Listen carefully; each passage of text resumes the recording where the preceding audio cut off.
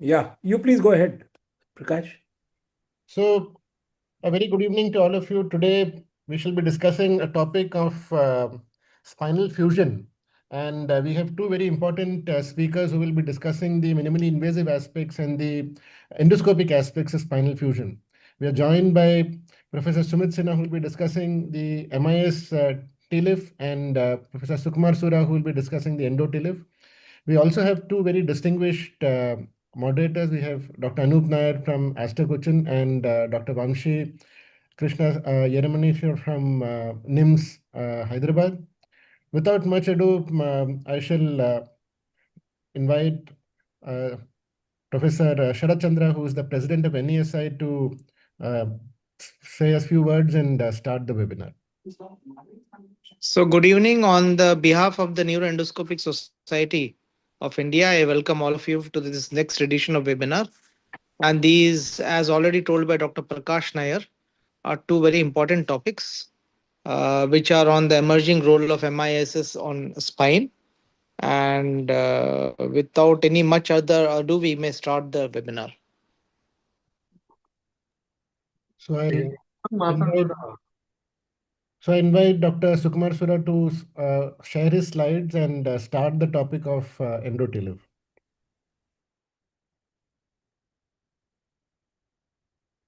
Good evening, everyone. I thank Professor Sharat Chandra sir and Dr. Prakash for this wonderful initiation and opportunity. So I'll just sharing the slides.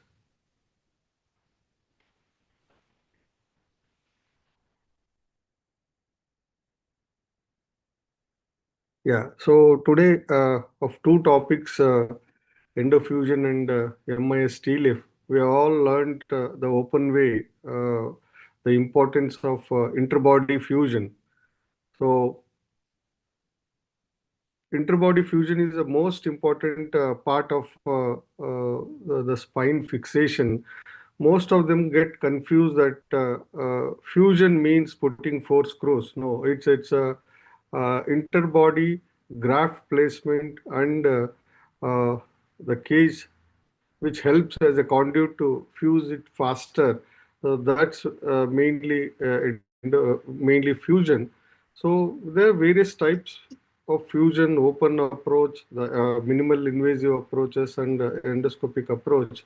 I'll be talking about the advantages of endoscopic approach and what are the types of fusions we can see using endoscopic techniques. We all know this. When you want to have a good vision, we need to increase the incision to better the visualization, as a result of which we end up in more retraction, causing more injuries, or the retraction injuries we all know. So these minimal invasive techniques and endoscopy definitely helps to reduce this incision, at the same time the retraction, increasing the visualization. The main goal of any fusion is decompression if there is any stenosis, either direct or indirect. Best end plate preparation, either visualized or non-visualized, and the graft placement, which either be autograft, allograft, or synthetic graft, and cage insertion. These are the main, pillars of fusion. And what endoscopy gives us is the vision and the least invasiveness. The muscles are less traumatized, and you have very good vision. The endpoints of decompression and endpoints of end plate preparation are best visualized with endoscopy. There are two main approaches. One is the posterolateral approach, where you enter the disc space through the triangle of Cambion. Either you go transfacetal or extrafacetal. You go through the foramen of Cambion or triangle of Cambion. And the second approach is the posterior approach, which all we practice in MIS techniques, where we go lateral and remove the facet and expose the traversing route and exiting route and work between the two pedicles, and we do the interbody work. So these are the two main approaches we practice in endoscopy. So coming to transforaminal approach or transcambion approach, So there are a lot of terminology confusion. Some call it as TLIF, some call it as OLLIF. So whatever the Japanese have termed it as TLIF because it is a trans-Cambrian approach. They say this is true Cambrian procedure where you go through the Cambrian triangle and inside the cage and you are sparing the facet. So they call it as extra facet or facet sparing fusion.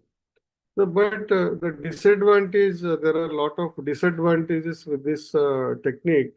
The main being when you are dealing with a case like this, which has a bilateral stenosis, central and bilateral and foraminal, putting just a cage transforaminally or transcambrian approach here, the indirect deeper compression might take care of the foramen, but not the central canal or subarticular stenosis might remain, and the ligament axis, what they call or tell about, might not happen in a severe stenosis like this. So these are the some limitations of a transcambrian approach.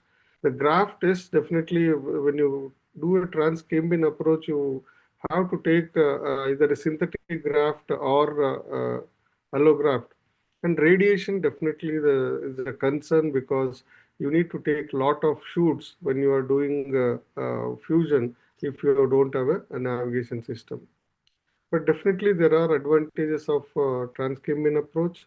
A case like this can be done with a hybrid approach where you do a transcambrian interbody work and then go posterior and do decompression. This also can be done, but it is time consuming.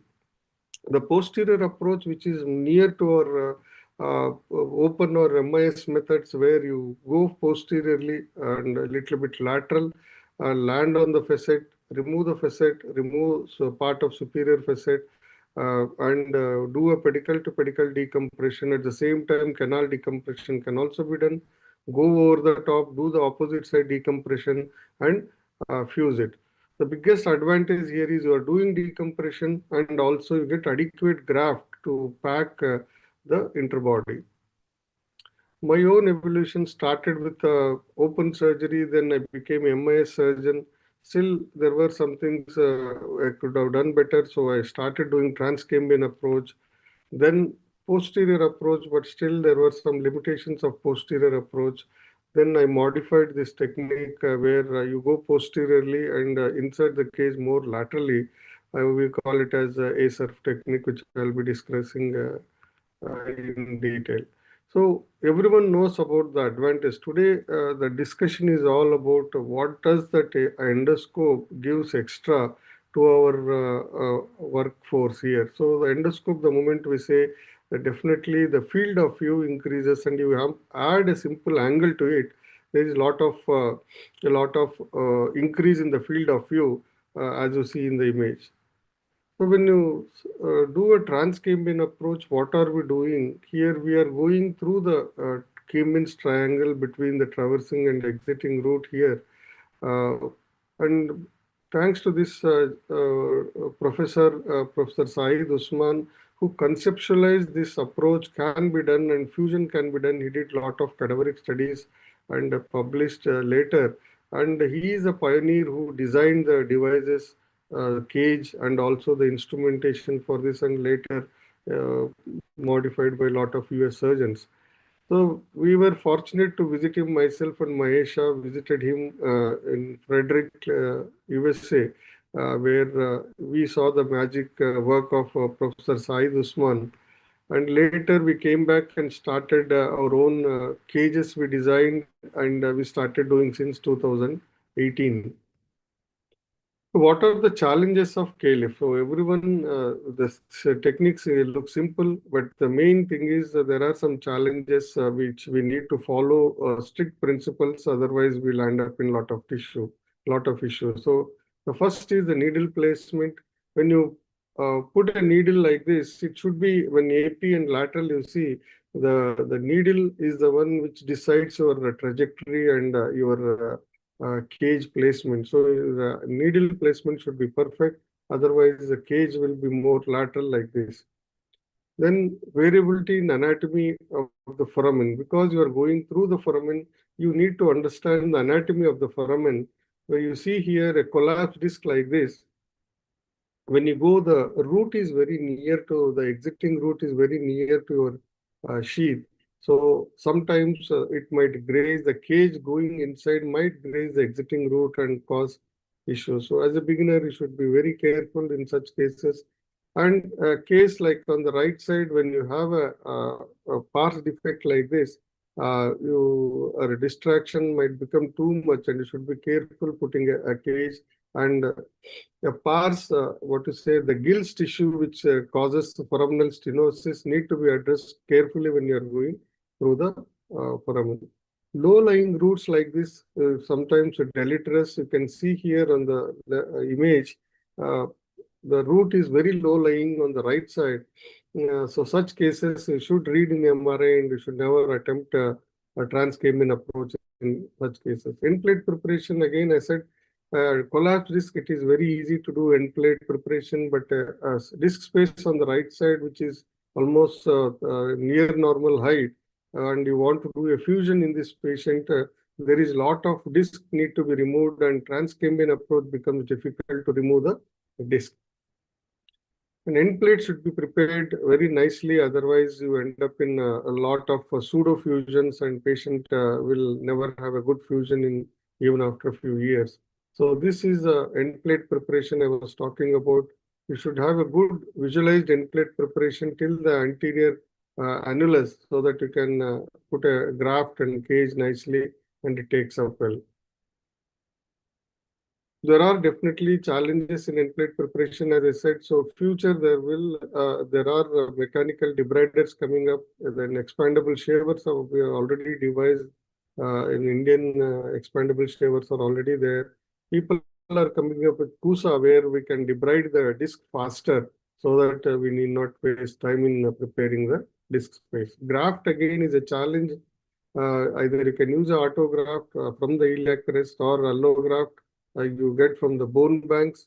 Synthetic grafts or biologics also can be used, which are easily available in the market. So it will be like this, something like this.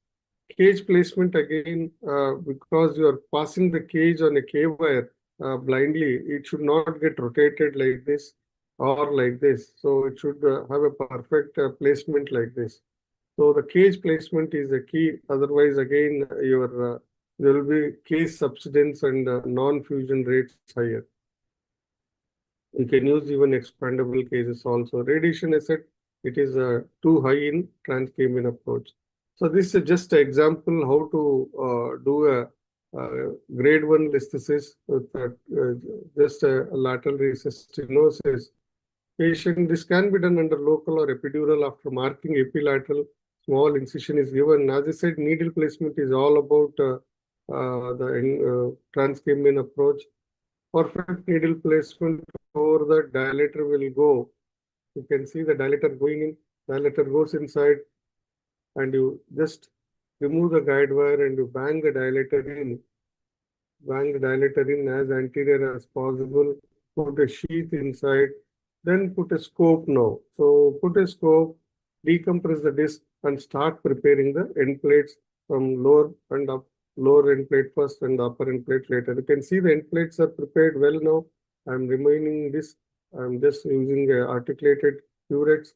Remove the, and also you can do a foraminal decompression also. Come out like this. Just decompress, that's epidural fat. If you have a foraminal stenosis, you can drill. And now pack this space with, I'm packing the synthetic graft. This is a Medtronic graft, tricalcium phosphate crystals. And over the guide wire, I'm putting a cage. You can see the 30 mm cage have been placed nicely. Once this is there, you can see the foramen height, what we have achieved. Nice foramen height has been achieved, and later we can put a percutaneous screws. So the same thing, this is a beautiful technique where it's a facet sparing. You have achieved interbody work, you put a good cage, and you are doing a proper fusion here. So various cases like this, as I said, we can do a hybrid approach, go transforaminal, put a cage, then do a posterior decompression in such cases. So only concern is the radiation and the time in such cases.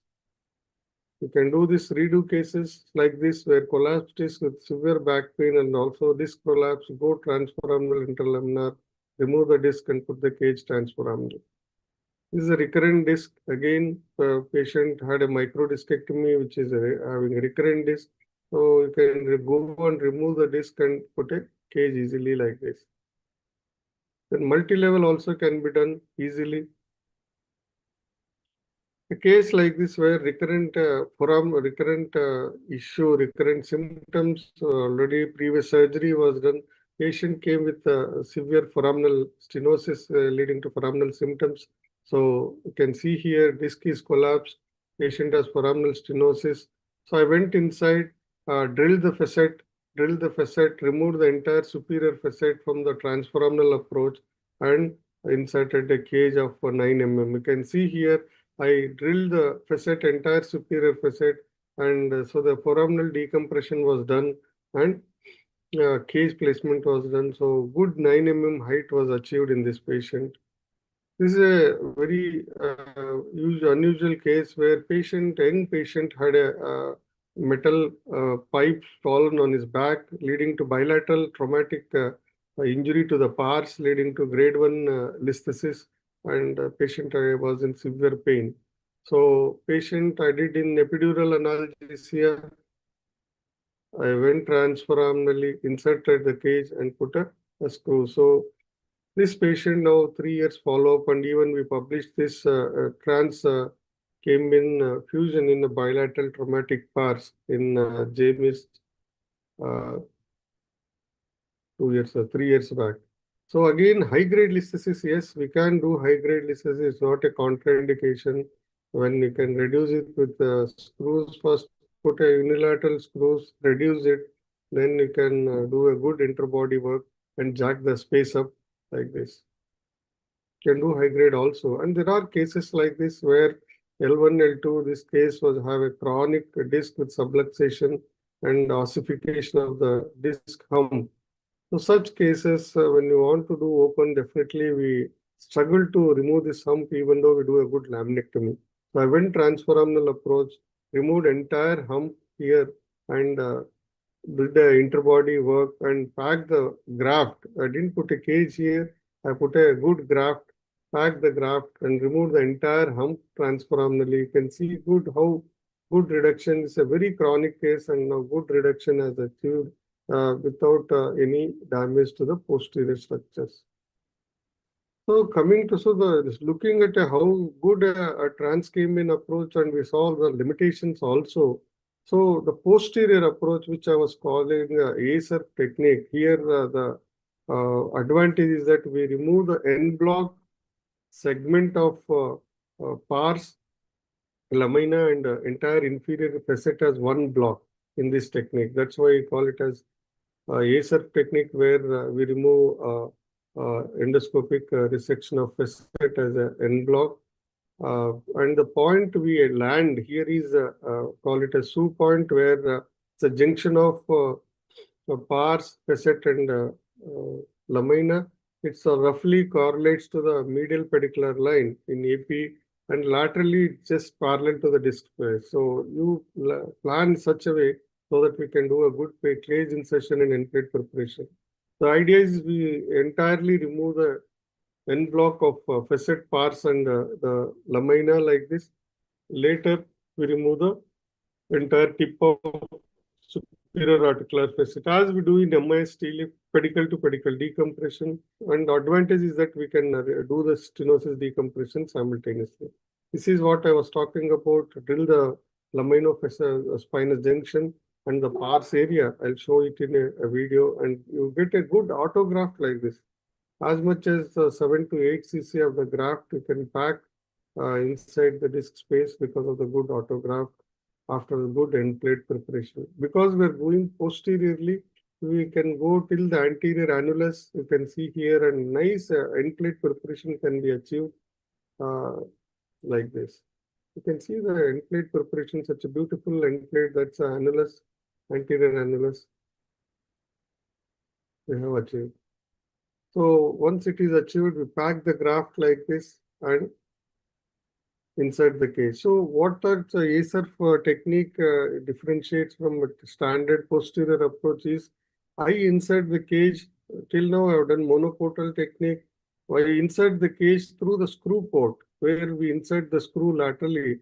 So through that port I insert the cage so that my cage insertion is entirely visualized and it's not blind, and the cage insertion is coming from an angle so that we can have a good oblique placement of the cage like this. So just go through a video here. So I'm just doing a fusion here. So 9 o'clock is cranial and caudal. So what I'm doing is I'm just preparing the lamina. That's the lamina. Medial part is the spinous. So the 12 o'clock is the laminospinous junction where I'm drilling. Just I'm making a trough here. I just make a trough.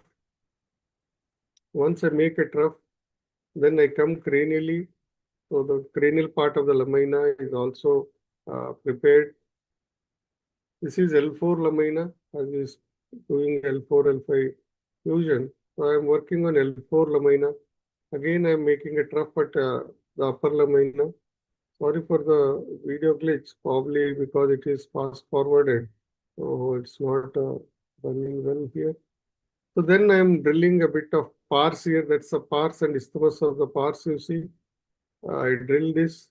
Once I've drilled a trough, made a trough of pars, lamina and laminospinous junction, I use a custom-made chisel. You can see here, that's the medial aspect at 12 o'clock. I use a custom-made chisel and try to detach the entire bone here, give a cut medially, and cut cranially on the lamina. I leave a bit of lamina so that in future we want to do some redo, we can have a landmark there. So once I give a partial cut, then I go on the pars, that's the pars, which I cut flush to the upper pedicle. So the same thing we do in MIS technique. The same way I'm doing it here. The biggest advantage is because scope is mobile. Scope is mobile, we can the scope is mobile, we can completely move and get a as big graft as possible. In MIS technique, this cannot be done because the tube is fixed. We cannot get a bigger graft because every time we have to move the tube. Here it's already dynamic. We always move the tube. So remove the entire block of bone. Remove the entire block of the bone. Separate it from the fecal sac. That's epidural space you are seeing. Here, any stenosis is there. Once we remove the entire bone, we can do a good stenosis decompression also. This entire block now consists of a partial lamina, entire pars, and entire inferior facet. So, entire elements which were causing the stenosis removed. The bony decompression is achieved. Just separate it from the ligamentum flavum and remove the entire block as one piece. Once you remove this, then prepare the end plates. So this, as a beginner, you might find difficulty in this part. So you can remove it even in 2 pieces or 3 pieces. No issue. When patient is obese, sometimes you find difficulties. You can see here, I'm removing the entire bone as one piece. Then I go in and remove the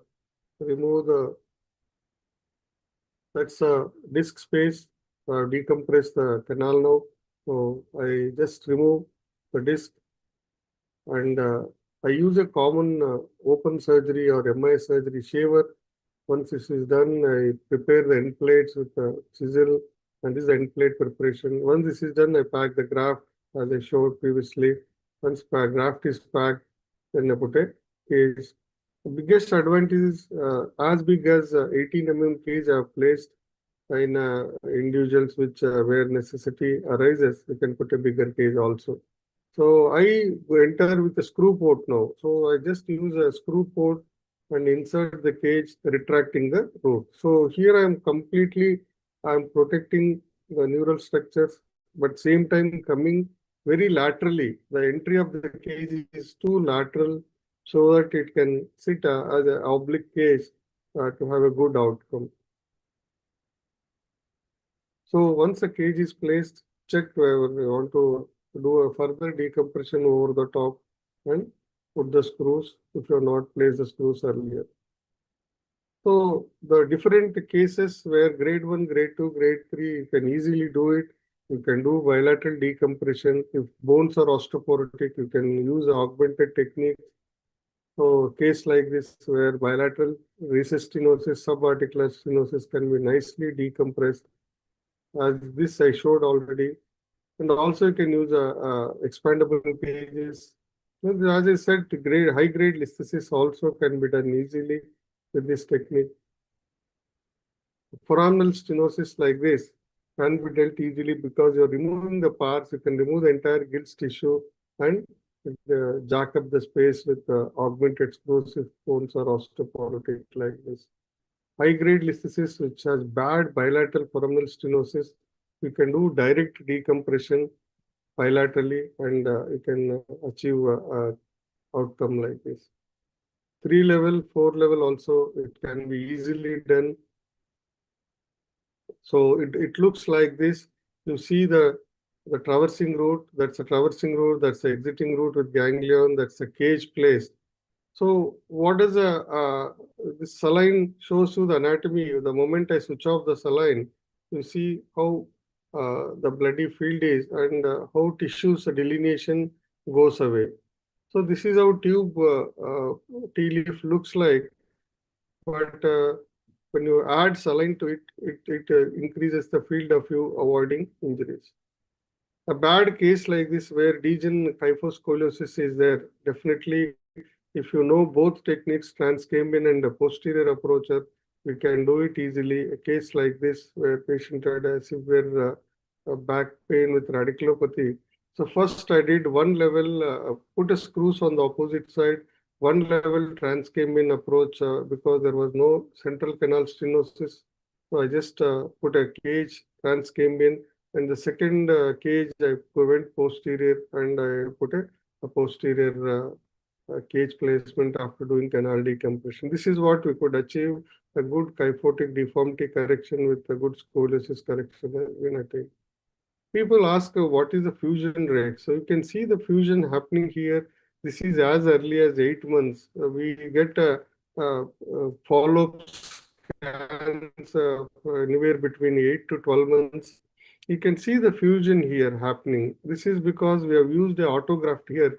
This case was 8 months post-op young lady with a pars defect. You can see the fusion rates here. This one more patient, you can see the nice bridging happening between the interbody. This is what we need to have so that even your screw fails, once there is a good interbody fusion, you need not worry about the screws here. So you can see here, this is 1 year post-op follow-up, good ventral and posterior fusion happenings all around the cage placement. This is what gives us because of your autograft.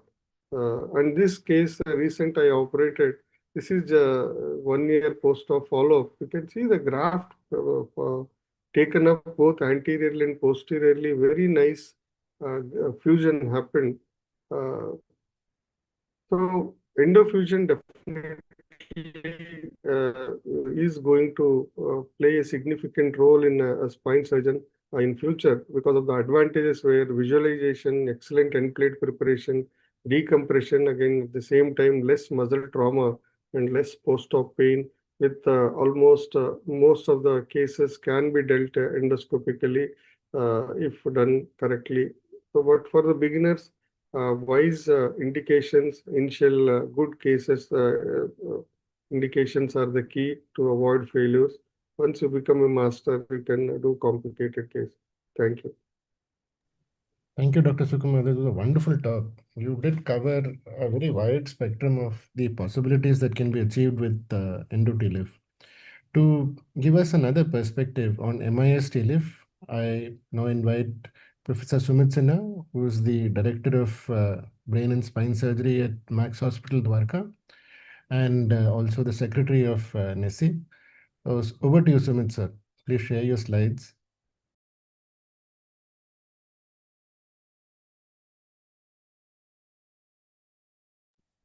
Hello.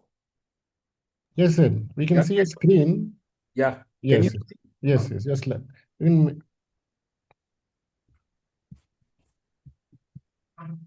can you see my slides? yes, sir. Yes, sir. Okay. So good evening, everyone. Thank you so much for this yet again NESI webinar series, and in which we cover one or two topics every time. And thank you, Dr. Prakash. Thank you, Dr. Sharat Chandra, for guiding us for doing this all the way, and all panelists and moderators. So the next few minutes after this beautiful talk by my friend Sukumar, as always, showing another perspective, another dimension of interbody fusion. I will be showing you how to bell the cat in a different way. So always remember that here we are talking about intrabody fusion, and of course this is not a day for discussing the indications for intrabody fusion, whether the fusion is required or not. But yes, when we have decided about that the fusion has to be a part of the surgical procedure, there are many ways of doing that, and one of the ways is doing a missed TLIF, that is called as the minimally invasive spine surgery TLIF. So let us see as to how it is different from the endo TLIF, and how is it different from the open TLIF that we have been doing all the years. And now with the advent of the minimally invasive techniques, this is the next good thing that is people do. So as we all know, this is the commonest fusion procedure in the spine. The fusion rates are more than 90%. I would say 95%, and it is the gold standard. So as far as the fusion rates are concerned, now the missed TLIF, yes, the people did switch over to missed TLIF. Those who are doing minimally invasive spine surgeries because of various reasons, because of the good cost message, because of lesser muscle dissection, less post-op pain, and less analgesia requirement in the post-op, and of course lesser hospital stays and early return to work because the muscle dissection is less. Hence all these added advantages, they do come in the post-operative period. So let us see how is it different from how the missed TLIF is different from the open TLIF. Open TLIF, as we all know, it is done through a standard large midline incision, although not as large as this is shown in the figure, but yes, it is larger as compared to what a missed TLIF is. For a single level fusion, the open incision varies around some about 1.5 inch to 2 inches. And it not only has a large incision, but also entails much larger far lateral extensive soft tissue dissection, which is necessary for doing a facetectomy at the index level, and also for the insertion of the pedicle screws. And not only this, in addition to this, if there is a normal canal where there is no need for over-the-top decompression, it entails laminectomy, decompression, and as I said, facetectomy also. So this comes at a cost of patient's morbidity in the post-op. And then after that, I had to do a discectomy and plate preparation, which is also there in the missed TLIF, cage placement and rod insertion, of course, and the closure. So in missed TLIF, the step 1 and 2, they are eliminated, like as I said, the large midline incision and the extensive soft tissue dissection, they are eliminated. And step 3, we have a small incision here, and the pedicle screws are inserted through a small paraspinal incision. And the step 7, that is the rod insertion, is through the same incision, or maybe if we are employing arc sextant system as in Medtronic or some other companies, then we can have a small separate nick on the top or the bottom of the already existing pedicle screw entry points. and therefore there it entails a much cosmetic closure. So this is what the essence of minimally invasive surgery is there. So there are various tools. There are many tubular retractors in the market nowadays that have come, and this is the endoscopic system. Of course, this is the STORS system with various size tubular retractors over there, and there are illuminated tubular retractors also. This is the one which I currently use, and the beauty of this system is that this is illuminated from inside, and you can see optic cable passing through and goes all the way deep down, and it lightens up the whole of the index area, or bang at the point where the actual operating is there.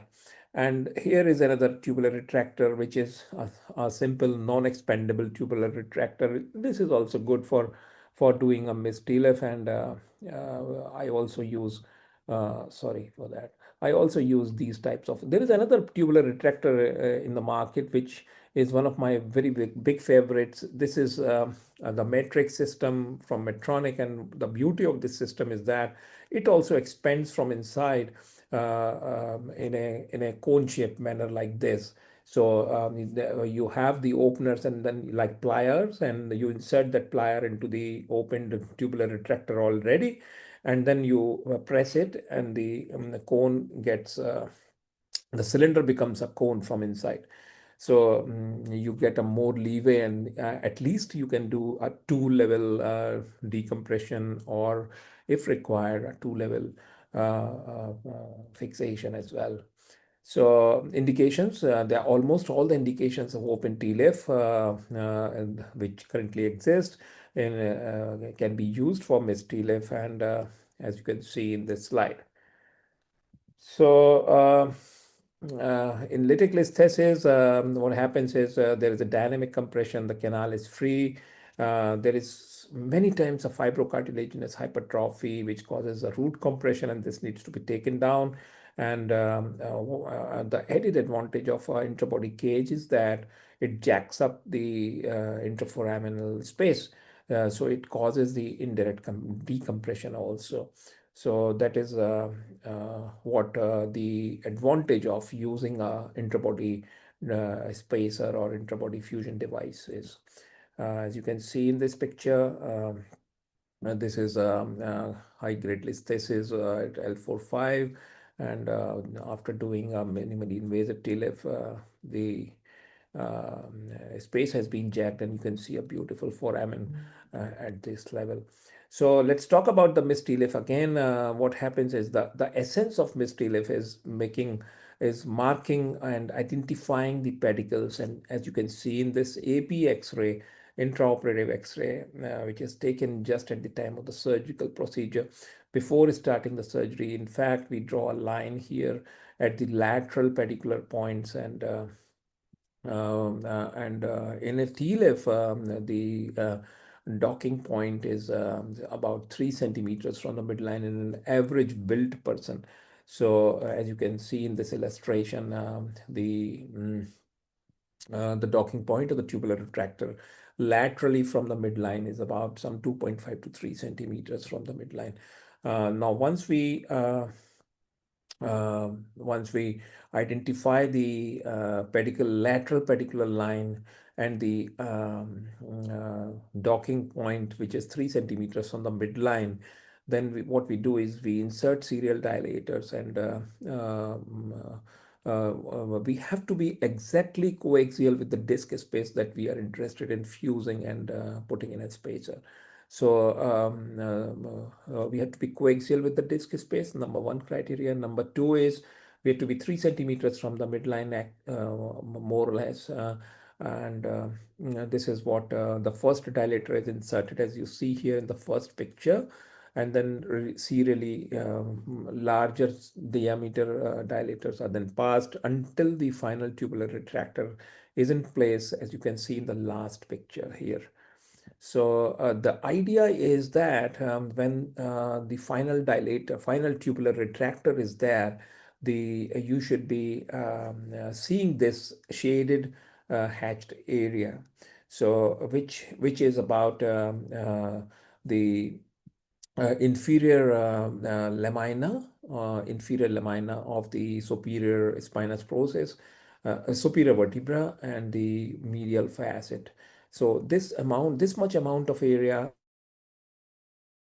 in, and because you have to do all the bony work there. You have to decompress the bone, we have to remove the bone, you have to remove the muscles first, then you have to remove the bone, drill the bone here, you have to remove the facet, the superior articular process, and then the inferior articular process at the index level. So once you do that, then you are bang on the disk space, and the further work is, I would like to show you a cadaveric video first, and then maybe take you on to a operative video there.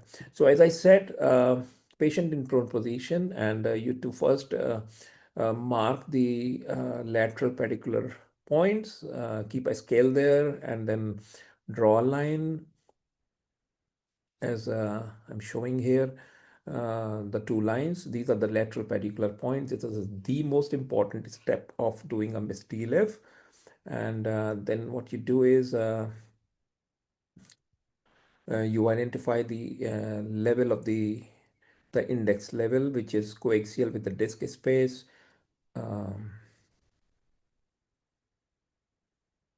You confirm this on the X-ray. As I said, this corresponds to the disc level that you want to operate. Then you insert the tubular dilators.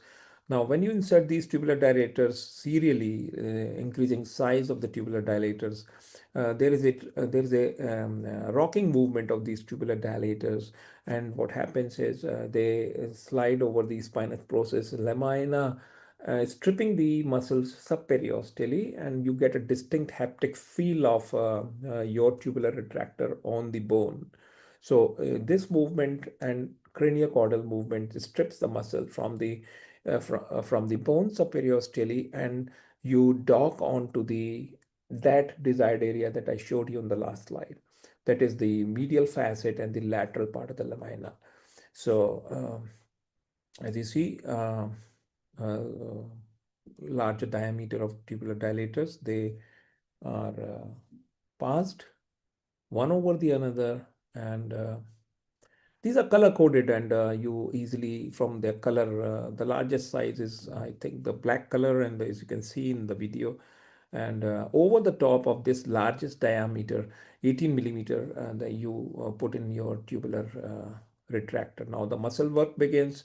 You have to remove all the mark and these muscles. You have to expose the bone subperiosteally. You can use a bowie here and remove the muscles all around, so that you can see the anatomy pretty well. This is so that how can you can proceed on to your dissection. Now the most important step is you to make osteotomies. So there are three osteotomies that you to make here. One osteotomy is that I am making here, which is the medial osteotomy, and which is at the junction of the lamina, of the spinous process and the lamina, at the medial most end of your view. The second osteotomy is I am going to make is at the inferior border of the of your tubular retractor, which is the inferior articular process of the lower vertebra. And the third and the final osteotomy is what I'm now going to make is the superior articular process. The superior articular process sits like this, and the inferior process sits like this. So you have to cut this, you have to cut this inferior process, and medially you have to cut the spinous process lamina junction, so as to remove a block of bone about 8 millimeter or 1 centimeters in size, which is a rhomboid shaped bone, which takes away the superior articular process and a part of the lamina of the superior body. If you are able to take it out as a chunk, good. Otherwise, you can choose to drill this also. Howsoever, it is good to take a chunk so that you have a bone graft at the end of your surgery to fill in the interbody space. So you see that now that dura is in view, and we've taken out the superior articular process and the inferior articular process, and the epidural fat is visualized, and the exiting route should be somewhere over here at the 6 or 7 o'clock position. And here the exiting route is, and there the dura you can see, and there is the disc space at the 6 o'clock position sitting out there, and the whole of the disc space in front of you. You can do every maneuver, whatever clearing is required, you can do. And not only this, you can also clear up the contralateral foramen. You have to always, because, and this is a very, very important step of doing a minimally invasive TLIF, because what happens is if you do only a unilateral TLIF, your patient some of the times comes back with the opposite leg pain after the surgery in the follow-up. So the disc you remove in the from the ipsilateral side. Now what happens is with the curettage and all on the ipsilateral side, some of the disc goes on to the other side invariably. So you have to clear the contralateral foramen also by using your instruments and make the root completely free on both the sides for in during a missed delay. This is what I have done. Right now I am doing clearing the contralateral foramen, and this is, as I said, this is a very, very important step of missed delay. So missed TLIF or any TLIF has to be done. I do it completely on both the sides. So so as to avoid this problem in the follow-up of patients complaining of contralateral pain in the follow-up. So this is now the disc space preparation is happening, and as you see, the anelotomy is being made, and uh, now the rest of the things is completely similar to what it is in an open TLIF, taking a biopsy out and taking the disc out with a biopsy forceps, and then a shaver of increasing sizes, starting with a 7 size, 8 size, 9 size. Do not use a larger size shaver for the fear of losing your end plate, because the end plate has to be preserved. Otherwise, the cage subsidence and all problems, pseudoarthrosis and all, they are the problems which can happen. So do not over distract, do not over scratch, be gentle with the end plate, and do not make holes or breaks in the end plate. So this is what the end result of the end plate preparation has to be precise for avoiding all these problems in intrabody fusion. So so once the disc space is prepared, then we see the cage diameter and do that. Insert the cage. So of course, what we do is this is what the cage insertion and the end plate preparation has been shown in this video. But before that, what we do is we of course put the K wires and the in for the percutaneous screws already been placed, and then we insert the tubular dilator through a separate incision, stab incision between the two K wires. So showing you a small clip of operative video. This is a symptomatic herniated extruded L4-5 disc, which has been previously operated outside. As you can see, the laminectomy has been done. This patient came back again with the recurrent symptoms in the follow-up after some time, and missed TLIF was done, and you can see a nicely placed implant with the interbody and restoration of the intervertebral foraminal space. So let me orient you to your 9 o'clock is the patient's cranial, and to your 3 o'clock is the patient's caudal, 12 o'clock is patient medial. So you're bang on the spot. And as I said, this is the area of interest. You have to see the facet joint. You have to see the superior articular process and the inferior articular process sitting, and the facet joint you have to see in the outer half of your tubular retractor visual field.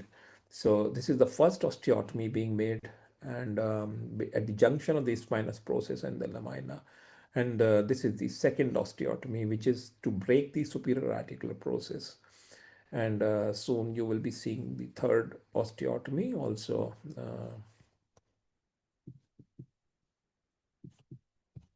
This is the second osteotomy made deeper, and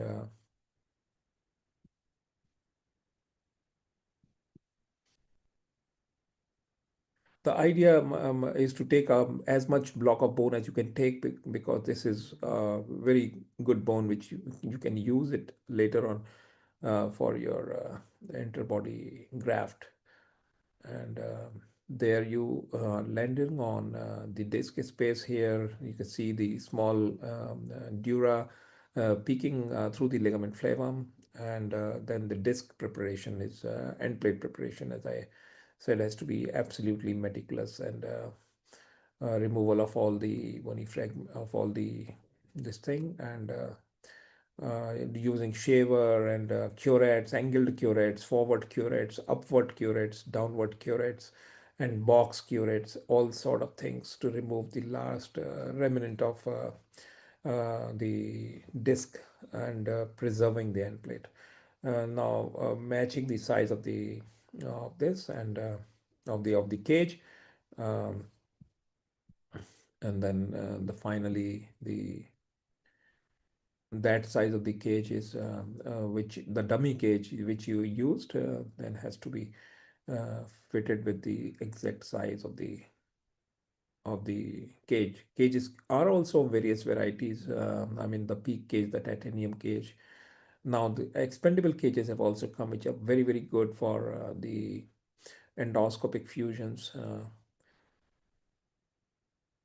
And you have to place this cage well deeper into the, so that it fits in the central half, because it is where the center of gravity of the spine is, and also it should be fitting sitting exactly in the center of the vertebral bodies. So that's all about Miss TLIF. I think uh, it's uh, it's over.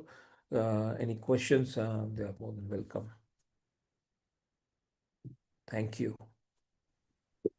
Thank you so much, sir, for this wonderful talk. So this gives us another perspective onto the same procedure, which is fusion for lumbar spinal surgery. We have two very distinguished experts. I invite Vamshi Krishna, who is the head of the Department of Neurosurgery at Nizams, who's got a lot of exposure in UB, and Dr. Anup Nair, who's a consultant neurospine surgeon at Aster City, Cochin, with a lot of experience in minimally invasive spine surgery. And I'll start by asking Professor Vamshi to give his opinions and also ask some questions to both the speakers regarding the topics that they've spoken on.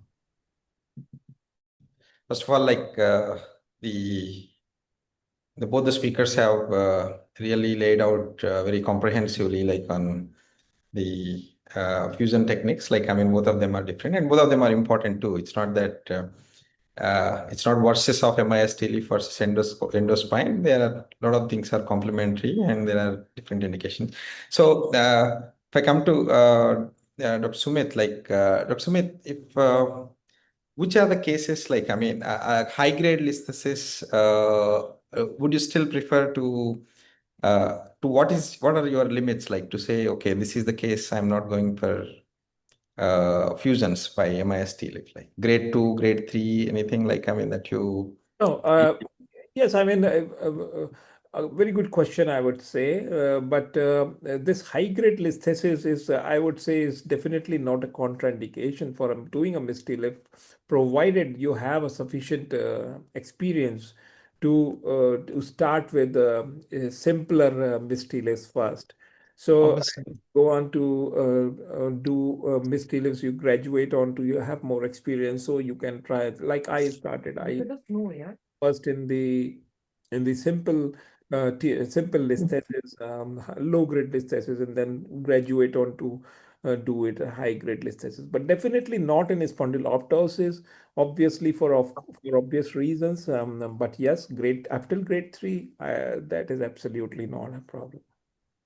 And Sukumar, like you have shown some of those cases, like where a high-grade listhesis was done by the endoscopic fusions. So kind of like, I mean, how comfortable are you, and what are the outcomes like, and what are the principles? Like sometimes the spondylopsis, very high grade ones, like what sometimes you may not be able to achieve those exact alignments, but what we are looking at is just the nerve root decompression. So Yes. what is your perspective on these things? Yes, definitely. I fully agree with Professor Sinha. Every listhesis cannot be operated endoscopical or MIS way. So you need to see the key things in a listhesis. So any listhesis, open or you say MIS, it is the screw placement and how you reduce. It's a 90% of the reduction is with the screw, not with the decompression or the interbody. It is the screw which does the magic of reduction in MIS.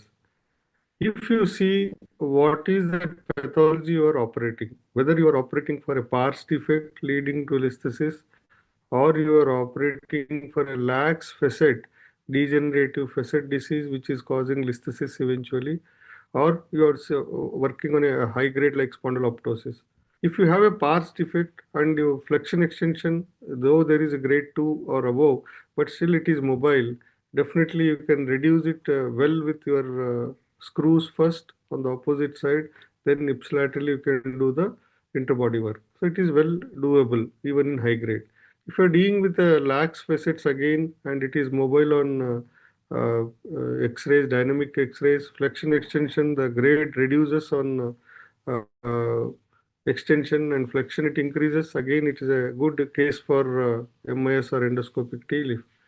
But if it is a fixed listhesis you are dealing with, there is a high grade listhesis which is fixed, not dynamic, and your facets are almost subluxated but fused. Then, or there is a spondyloptosis or a dome which is there inferiorly, especially L5S1, there is a sacral dome which hinders you to pull it back, or there is something ventral ossification already. These are the cases you should not attempt to do a endoscopic TLIF or MIS TLIF, because just putting a screw will not reduce it. So you need to do a good bone work, interbody work, foraminal work, facet breakage, only then, and annulus release, only then it will move. So definitely not every case is an indication of endoscopy or MIS. So I choose the cases, I read the MRI, dynamic X-ray well, only then I choose when to do endoscopy and when to do open. So definitely open still has a big role in high grade listhesis. We cannot just like that ignore open techniques. Proper decompression of the bilateral exiting roots is the key in high grade disease. Otherwise, patient will have a devastating root injury. So you need to study the dynamic X-rays well and the pointers, whether facet is fused or anterior ventrally, the vertebral bodies are fused. If there is some element of fusion and you get a CT and to confirm it, better attempt it as open method. Okay, wonderful.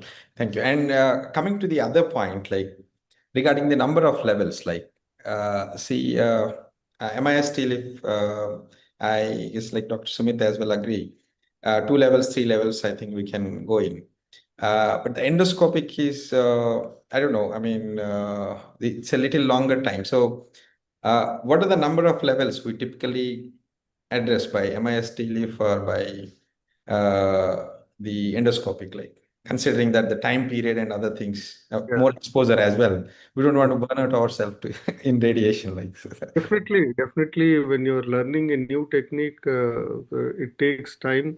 And when we started doing endo TLIF, it was used to take 4 to 5 hours for a single level. Now we do it in 1.5 hour. But when you say multiple levels and it is associated with stenosis as well, definitely it takes more time in using endoscope.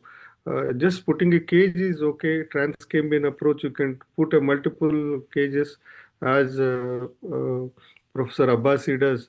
You can put as number of cages as possible, 15 minutes for one level. So that cannot be done in every case. where you have to do a posterior decompression as well, then it takes time. So definitely more than 2 levels for a beginner, it takes very long time. You can take 6 hours, 7 hours. You get fatigued. Whole staff is fatigued, and the patient being elderly patient who are subjecting to anesthesia, longer hours of anesthesia. So definitely it is not advisable for a multi-level case in a beginner, as Dr. Sumit said, Professor Sumit said. Initially, you should choose the cases wisely. Once you become more senior and proficient with the technique, only then multi-level should be done. But yes, that point is always there. Multi-levels takes lot of time when you want to do endoscopically. Dr. Sumit, what's your take on the multi-level? What is your limit like to say, okay, beyond this, I'm not going for MIS TLIFs? No, of course. I mean, most important is the patient. Of course, after all, I mean, at the end of the day, I mean, we are all working for the patient. So, as very rightly said by Dr. Surya, I mean, for me, if you ask personally, then for not more than 2 levels, I mean, this is the limit. Unless until I'm in very hard pressed for, doing a minimally invasive, because it hardly matters. No, if you are doing 3 level minimally invasive TLIF, for me, I'm talking about myself only. I'm not talking about the literature. You are at the end of the day making almost that big incision if you combine all the three.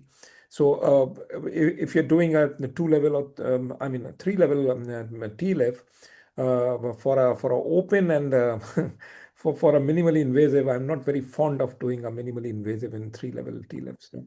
So that adds to your time, that adds to your, as very rightly said by Dr. Sukumar, I mean, ultimately, I mean, patient should not be, you should not choose your approach just because of doing the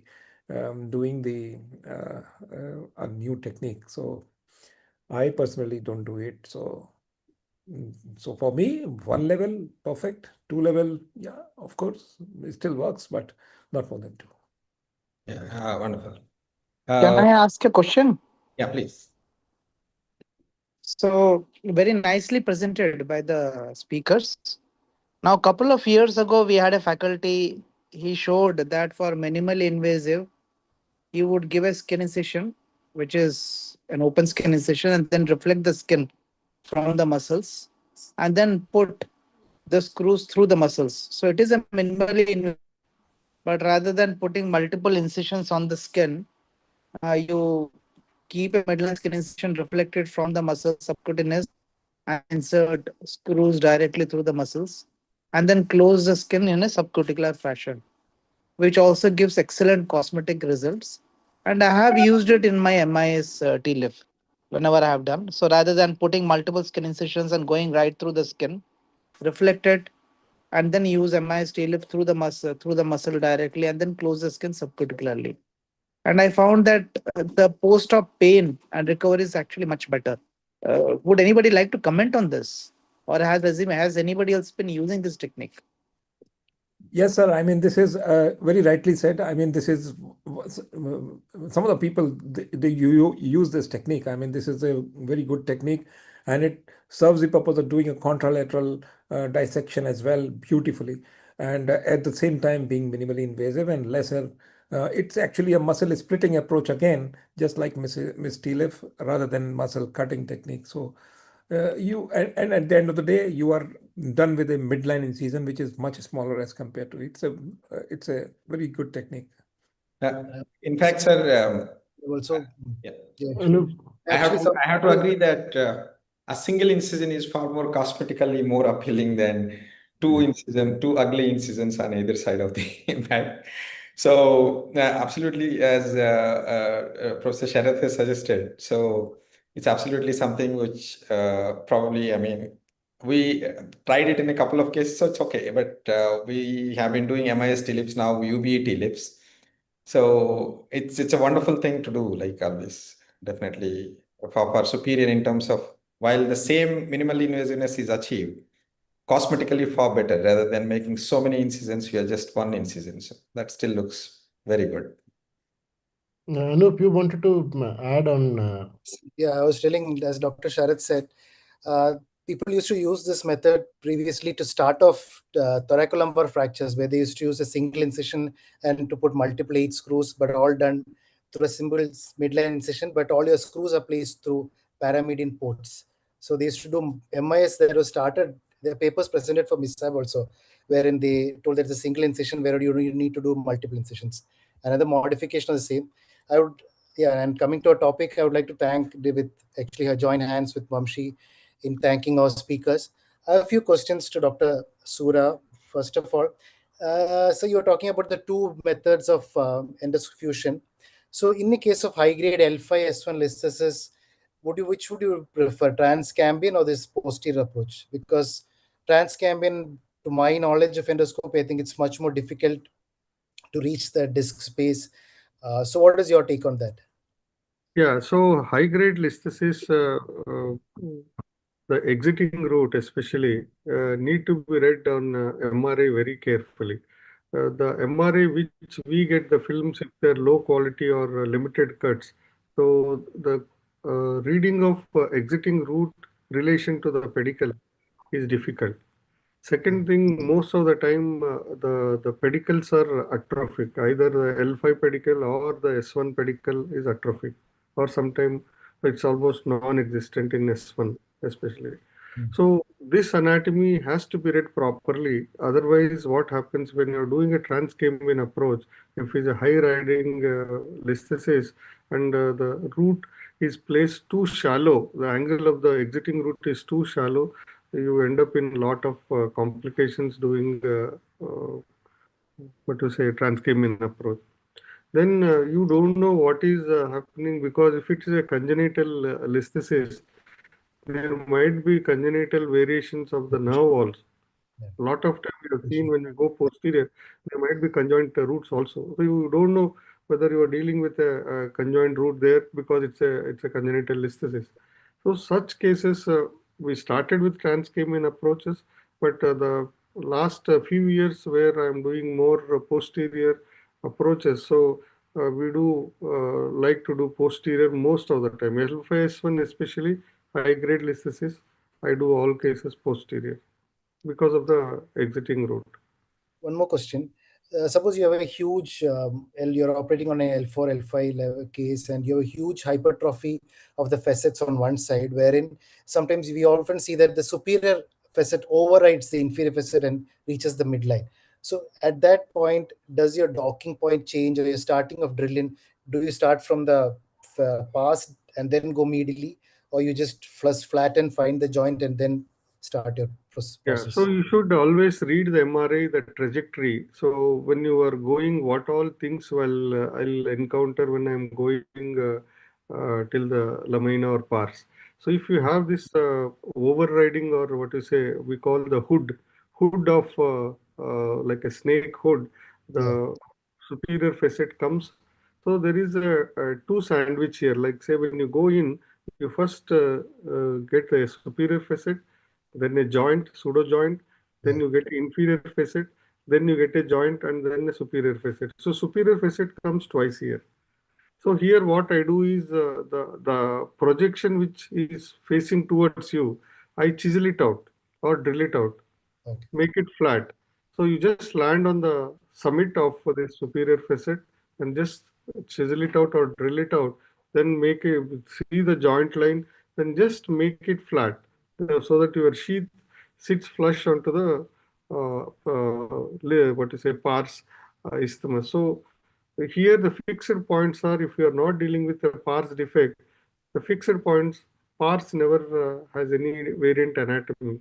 So you can easily see the pars glistening white, no vessels or vascularity in the bone, and you can identify the lateral border, that is the isthmus of the pars. So to reach there, definitely if you have a variant anatomy or a degenerative anatomy, as you said described, you just chisel it out or flush the bone so that you can just sit on the pars facet interface. Yeah. No One need to last, change the trajectory. yeah. One last question, Dr. Sumit, to Dr. Sumit. So you were telling about the over-the-top decompression when you're doing an MIST lift to free the opposite nerve root.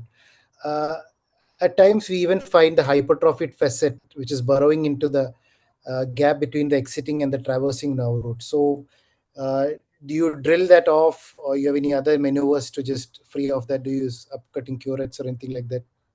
Yeah, I With mean, yes, doing a contralateral decompression, if you require a drilling, you need to drill it. If you require to do a foraminotomy with a small carisson number one, then you do it. So everything, what it takes, but it is a very important step of doing the contralateral decompression is a must to have to be added to your procedure of doing a MIST-TLIF for obvious reasons I already told.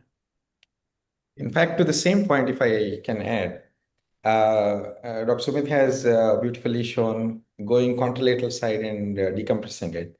A lot of times, if it is very badly stenosed, we just take that extra time of maybe 20 minutes, 15 minutes to dog the port on tube on the other side and decompress it. Because in the initial learning curve of MIS TLIFs, we realized we ended up with the embarrassing complaint of patient waking up and saying, okay, I have the opposite side pain. Because sometimes how our distractions and other things on one side, they would impact the foramen on the other side, looking at the dynamics of soft tissue and everything, which caused the narrowing. So we can't really predict. So you become a little paranoid, don't want to get embarrassed on the stage. Yeah. Yes, Dr. Sumit, please. Yeah.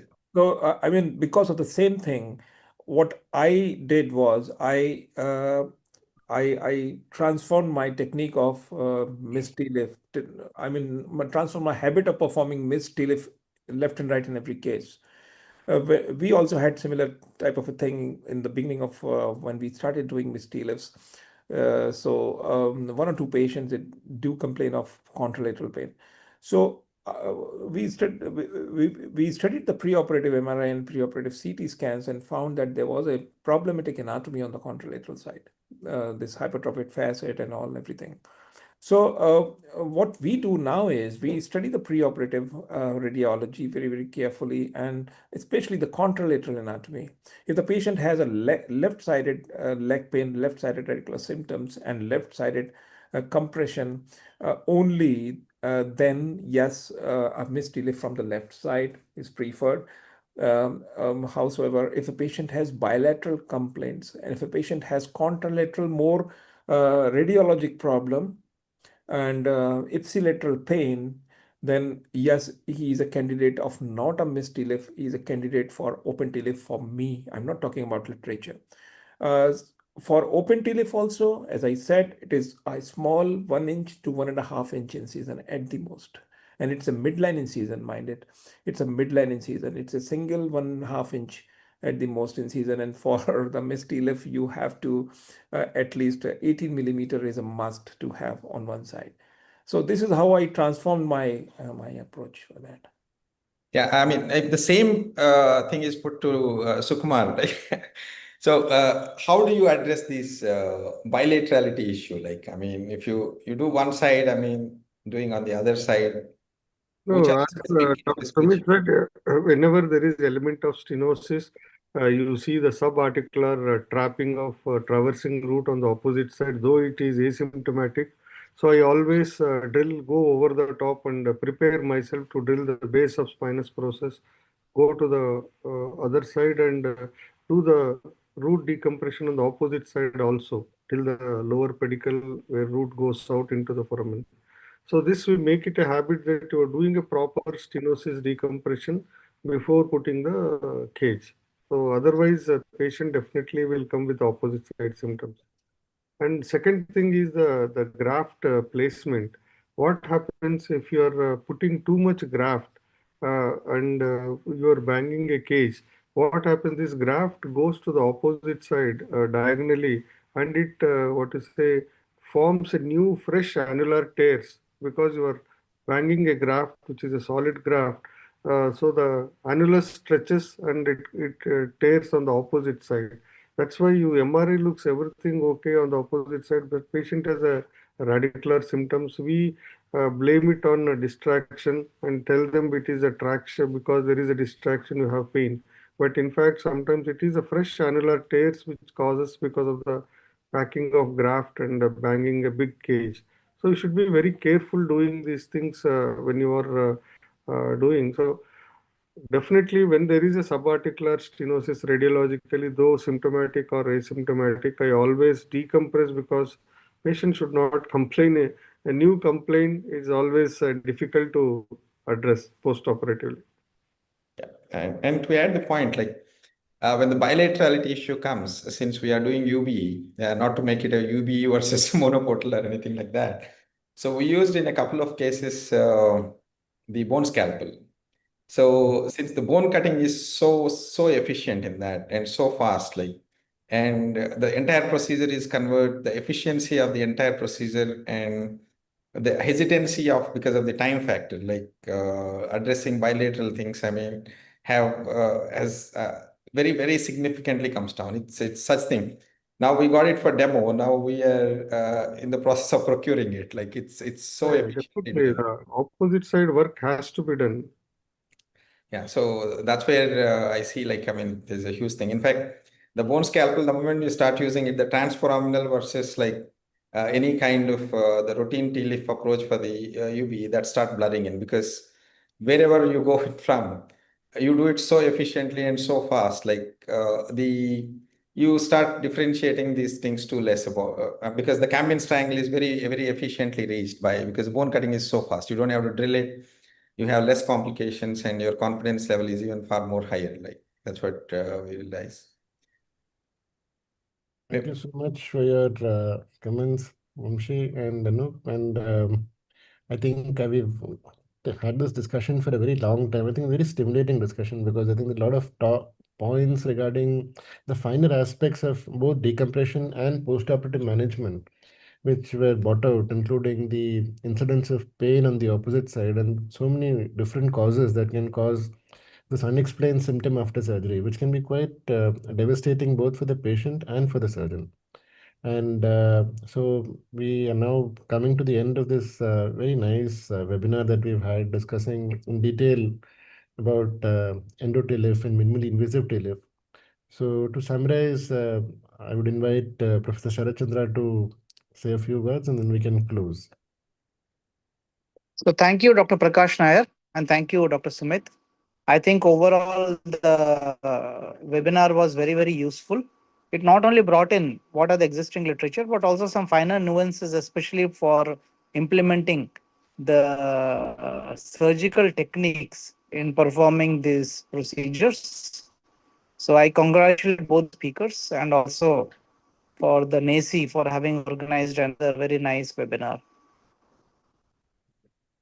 Thank you, sir. Thank you for the opportunity. Thank you, sir, and thank you.